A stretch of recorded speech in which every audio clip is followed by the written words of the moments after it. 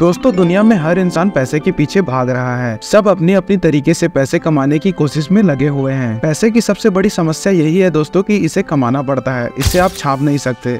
अगर इसे आपने छापा तो जेल की हवा खानी पड़ सकती है। लेकिन दोस्तों क्या आपने कभी सोचा है कि ये पैसे बनते कैसे हैं? और दोस्तों किस तरीके के पेपर का इस्तेमाल होता है पैसे बनाने में? किस इंक का इस्तेमाल होता है? प्रिंटिंग कैसे होती है? दोस्तों अगर ये सवाल आपके दिमाग को भी परेशान कर रहे हैं तो दोस्तों इन सभी के जवाब आपको इस वीडियो में मिल जाएंगे। भारत में दोस्तों 20, 50, 10, 100, 500, 200 इन सभी राशि के चमचमाते नोट बनाने के पीछे एक लंबी प्रोसेस होती है। दोस्तों कहते हैं कि भारत में इस्तेमाल किया जाने वाला शब्द रुपया एक समय दिल्ली पर राज करने वाले शासक शेरशाह सूरी ने दिया था। इसके साथ ही दोस्तों हमारे देश का पहला वाटरमार्क वाला नोट साल 1861 में छापा गया था। दोस्तों आपको बता दूं कि जो नोट भारत में छपते हैं उनके नोटों को विदेशों से भी मंगाया जाता है, क्योंकि दोस्तों यह एक खास तरीके का कागज होता है जो कि दोस्तों भारत में ज्यादा नहीं बना करता है। फिलहाल दोस्तों भारत में नोट छापने का अधिकार रिजर्व बैंक ऑफ इंडिया और आरबीआई के पास है। सीधे साधे शब्दों में अगर कहा जाए तो दोस्तों यह सभी बैंक को इंस्ट्रक्शन देने का काम करते हैं। इसके साथ ही दोस्तों इसे बैंक ऑफ बैंक्स भी कहा जाता है। दोस्तों भारत में चल रहे सभी बैंक्स की एक एक कदम पर आरबीआई की बहुत पैनी नजर होती है। खैर दोस्तों सबसे पहले हम जान लेते हैं कि ये नोट बनते कैसे हैं आखिर। पहला दोस्तों प्रोडक्शन प्रोसेस। मैं आपको बता दूं दोस्तों कि हमारे नोट जिससे बने होते हैं यानी कि पैसे के पेपर जो इस्तेमाल किए जाते हैं पैसे बनाने के लिए, वो हमारे घर में इस्तेमाल होने वाले मैगजीन, न्यूज़पेपर, बुक्स और कॉपी के पेपर से बिल्कुल ही अलग होते हैं। पैसों के लिए इस्तेमाल किए जाने वाले पेपर में 75% कपास यानी कि कॉटन और 25% लेनिन को मिलाया जाता है। कॉटन और लेनिन के बड़े बड़े बंडल को पैसा बनाने वाली फैक्ट्री में लाया जाता है,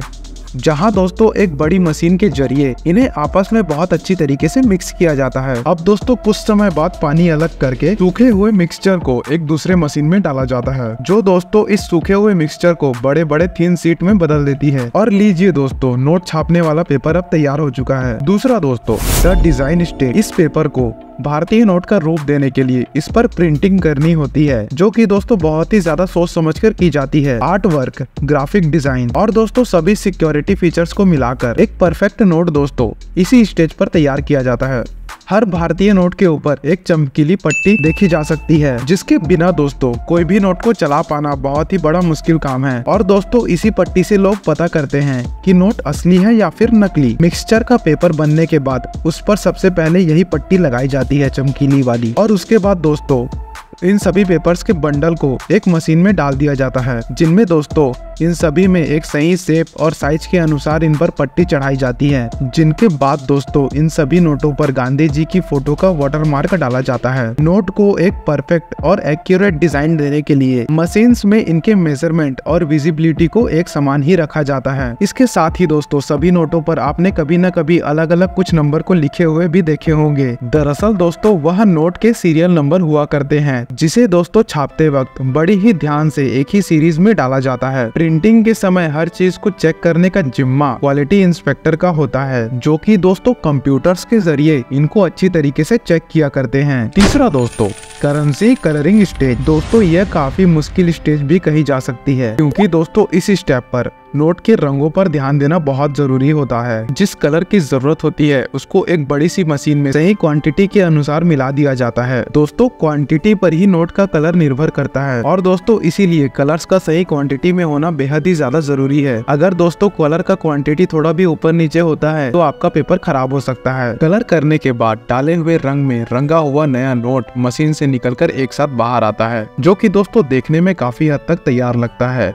पर दोस्तों अभी भी इसमें काफी सारी चीजें बाकी हैं। अगला दोस्तों फिनिशिंग एंड चेकिंग। अब दोस्तों नोटों पर कलर होने के बाद इन पर लिखी हुई संख्या को एक चमकीले स्पार्कल जैसे पेस्ट से मशीन के जरिए दोस्तों हाईलाइट किया जाता है। जैसे कि दोस्तों आपने 500 और 1000 के नोटों पर हरे रंग की चमचमाती हुई वैल्यू को जरूर देखा होगा लिखा हुआ। अब दोस्तों ये हो जाने के बाद एक एक नोट को अच्छी तरीके से चेक किया जाता है कि दोस्तों बने हुए नोट में कोई कमी तो नहीं, यानी कि दोस्तों इसके colour, serial number, watermark, design और दोस्तों लिखे हुए शब्दों को प्रॉपर तरीके से चेक किया जाता है। इस दौरान दोस्तों जो नोट खराब होते हैं या जिनमें कोई कमी होती है उन्हें दोस्तों एक तरफ छाट दिया जाता है। अब दोस्तों सही नोट्स की सभी सीट्स को आगे की प्रोसेस के लिए वापस मशीन में डाल दिया जाता है। अगला है दोस्तों कटिंग। चेकिंग के बाद दोस्तों अब इन नोटों को बड़े ध्यान से सही साइजों में काटा जाता है। दोस्तों हर सीट को इक्वल रख के काटना बेहद ज्यादा जरूरी है, क्योंकि नोट पर थोड़ी भी वेरिएशन से इन पर काफी असर पड़ सकता है। दोस्तों काटने के अलावा इन नोटों को सही तरीके से प्रेस भी किया जाता है, जिससे कि दोस्तों यह एकदम कड़क पेपर की तरह बन जाते हैं। नेक्स्ट दोस्तों